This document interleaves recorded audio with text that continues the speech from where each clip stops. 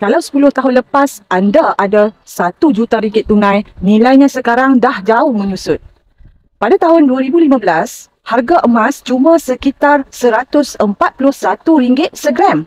Jadi, RM1 juta boleh beli lebih kurang 7.1 kilogram emas. Tetapi hari ini, harga emas telah naik ke paras RM588 segram. Dengan jumlah yang sama, anda cuma dapat sekitar 1.7 kilogram emas. Bayangkan, kalau 1 juta itu dulu ditukar kepada emas, hari ini nilainya telah menjadi lebih 3 juta ringgit. Itu maknanya, kuasa beli duit jatuh lebih 3 kali ganda, tapi nilai emas pula berganda 3 kali. Sebab itu, simpanan tunai makin lemah melawan inflasi. Tetapi emas terus kukuh. Jadi, kalau anda nak lindung nilai dan gandakan simpanan dengan cara patuh syariah, jom saya tunjukkan macam mana nak mulakan simpan emas dengan Public Gold hari ini.